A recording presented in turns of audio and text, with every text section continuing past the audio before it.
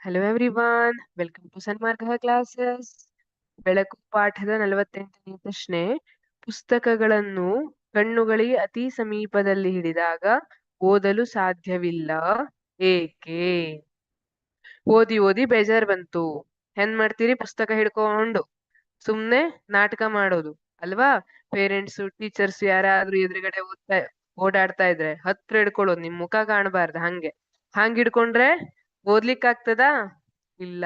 ಕಣ್ಣುಗಳಿಗೆ ಅತಿ ಸಮೀಪದಲ್ಲಿ ಪುಸ್ತಕಗಳನ್ನ ಹಿಡಿದಾಗ ಓದ್ಲಿಕ್ಕೆ ಸಾಧ್ಯ ಇಲ್ಲ. ಯಾಕೆ? ಯಾಕೆ ಅಂದ್ರೆ ಮಾನವನ ಕಣ್ಣಿನ ಸಮೀಪ ಬಿಂದು ಅಥವಾ ಕನಿಷ್ಠ ದೂರ 25 ಸೆಂಟಿಮೀಟರ್. ಕನಿಷ್ಠ ಅಂತರಕ್ಕಿಂತ ಕಡಿಮೆ ದೂರದಲ್ಲಿ ಪುಸ್ತಕವನ್ನು ಹಿಡಿದರೆ ಅಕ್ಷಿಪಟಲದ ಮೇಲೆ ವಸ್ತುವಿನ ಬಿಂಬ ಸರಿಯಾಗಿ ಮೂಡುವುದಿಲ್ಲ, ಆದ್ದರಿಂದ ಓದಲು ಸಾಧ್ಯವಿಲ್ಲ. ಇಲ್ಲಿ ಕನಿಷ್ಠ ದೂರ ಅಂತ ಹೇಳ್ತಾರೆ. ಫಾರ್ ಎಕ್ಸಾಂಪಲ್, ನಾವೇನನ್ನ ಕನ್ಸಿಡರ್ ಮಾಡುವ? ನೀವು ಆಟೋಕ್ ಹೋಗ್ತಿದ್ದೀರಿ ಅಂತ ಇಟ್ಕೊಳ್ಳುವ. ನಿಮ್ ಮನೆಯಿಂದ ನಿಮ್ ಸ್ಕೂಲಿಗೆ ಆಟೋಕ್ಕೆ ಕನಿಷ್ಠ ಅಂದ್ರೂ 50 ರುಪೀಸ್ ತಗೋತಾರೆ. ಎಲ್ಲ ಆಟೋ ಡ್ರೈವರ್ದು ಅದೇ ರೇಟ್, 50 ರುಪೀಸ್. ನಾನು 45 ರುಪೀಸ್ ಕೊಡ್ತೀನಿ ಅಂದ್ರೆ ಬರುವುದಿಲ್ಲ. ನೀವು 50 ರುಪೀಸ್ 51 ರುಪೀಸ್ ಕೊಡ್ತೀನಿ ಅಂದ್ರೆ ಬರ್ತಾರೆ ಅವರು, ಅಲ್ವಾ? ಕನಿಷ್ಠ ಮೊತ್ತ ಎಷ್ಟಿದೆ? 50 ರೂಪಾಯಿ ಅಟ್ಲೀಸ್ಟ್ ನೀವು ಕೊಡ್ಲೇಬೇಕು, ಅವಾಗ್ಲೇ ಆಟೋ ಹೋಗ್ತದೆ. ಹಾಗೆ ಮಾನವನ ಕಣ್ಣಿನ ಸಮೀಪ ಬಿಂದು ಅಥವಾ ಕನಿಷ್ಠ ದೂರ ಎಷ್ಟಿರ್ತದೆ? 25 ಸೆಂಟಿಮೀಟರ್.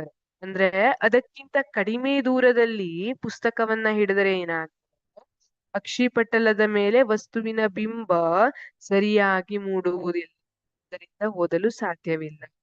ಕಣ್ಣಿನ ಮಸೂರ ಒಂದು ಲೆವೆಲ್ ವರೆಗೆ ವಕ್ರವಾಗ್ತದೆ, ವಕ್ರತೆಯನ್ನ ತೋರಿಸ್ತದೆ.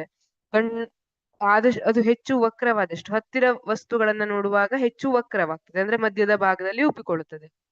ಈಗ ಇದು ಒಂದು ಲಿಮಿಟ್ ಇದೆ ಅಲ್ವಾ? ಒಂದು ಲಿಮಿಟ್ ಇದೆ, ಆ ಲಿಮಿಟ್ ಅನ್ನ ದಾಟಿ ಅದು ಉಬ್ಬಲಿಕ್ಕೆ ಸಾಧ್ಯ ಇಲ್ಲ.